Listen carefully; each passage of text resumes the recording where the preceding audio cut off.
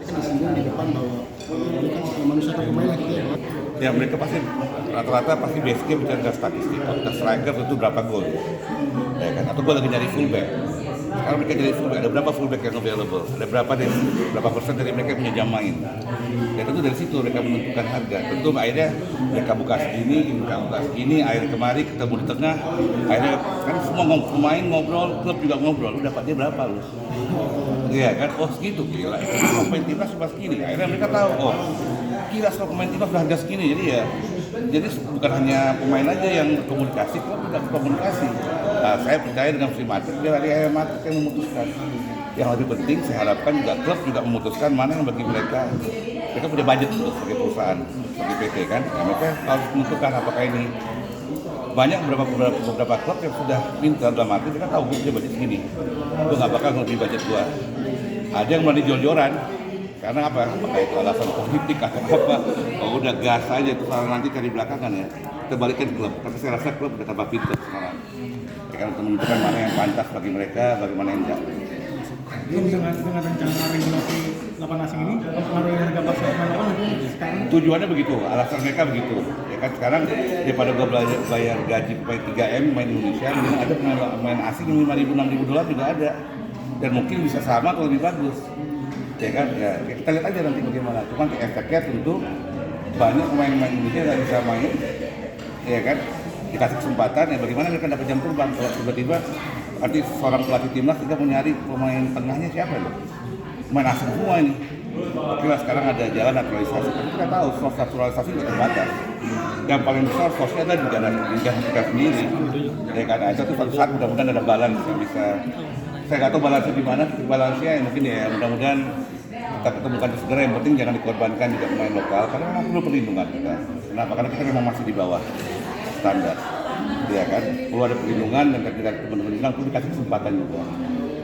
Ya kan, jadi ya itulah kita lihat lah memang banyak jalan menuju sukses.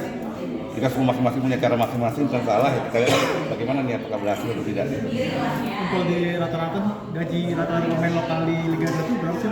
Kalau sekarang Liga 1 mungkin rata-rata mungkin kita bilang di angka 400-500 ada, ya kan? Tapi ada juga yang 2 eman ke atas ada. Tapi ada juga yang seperti dibilang di bawah 5 juta, 3 juta, 2 juta juga ada. Masih ada.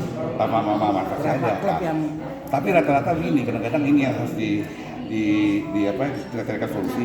Karena klub juga membuat akademi di mana akademinya anak-anak yang mungkin memang bukan kontrak profesional. Mereka dibayar murah 2 juta, 3 juta dikasih pocket money, dikasih latihan itu wajar. Mereka kontrak jangka panjang 5 tahun. Ya kan, bagaimana setelah mereka naik ke Liga 1, bagaimana itu sosial di adjust. Karena hal itu terjadi kadang-kadang.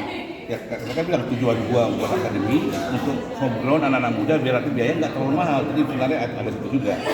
Tapi saya rasa kebijakan masing-masing klub jangan sampai ya kita tahu udah biaya hidup sekarang apakah cukup dengan 2 juta, 3 juta untuk anak-anak ini dan mereka cuma potensi cuma umur sampai 35, 32 loh. Ya kan, nanti kalau kita terlalu rendah misalnya bisa dipus rendah mungkin nanti nggak ada tertarik main bola lagi. Kalau label pemain timnas junior ini seberapa besar menaikkan harga pemain itu? Bukan ada yang gila-gilaan ya kan, ada yang bilang ada yang gaji kecil atau sekarang udah ratusan juta ya kan. Tapi ya baik lagi klub memutuskan apakah itu pantas atau tidak yang beli. Kita nggak bisa larang LV jualan tas di sini. Pak kita tahu di Cibaduy sama harganya kualitasnya sama. Tapi nggak boleh nih LV karena udah overpriced, nggak boleh karena terlalu mahal. Tapi yang memutuskan yang beli kan akhirnya. Apakah ini pantas atau tidak? Berarti kualitas sama sebenarnya mungkin kan. Kita bisa beli di Cibaduy mungkin kualitas sama. Tapi LV punya toko bisa puluhan juta.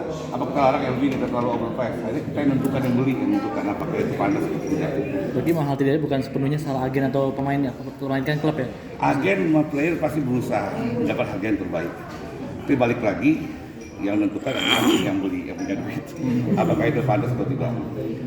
Ya kan, bagi saya mungkin ada beberapa klub yang mungkin awal-awal ya. Mungkin klub baru mereka apapun dihajar, tapi saya rasa klub-klub yang udah lama di Liga 1 mereka sudah mulai berpikir, mereka sudah mulai pintar, ya kan. Tapi memang kadang-kadang kita menemukan satu pemain yang memang langka, ya striker kita langka. Striker kita sebenarnya siapa? Timnas senior sekarang ada Saranta, ada Dimas Derajat, udah oke, karena kan masih muda, udah. Kan kalau 2 klub ini diincar mas 10 klub ya saya jamin pasti harga bakal naik. Iya, karena ya cuma 2 itu aja kalau mereka mau main kali bertimnas, siapa sekarang kita mau berdasarkan apa timnas sekarang? Siapa striker striker timnas yang masuk top 10 sekarang.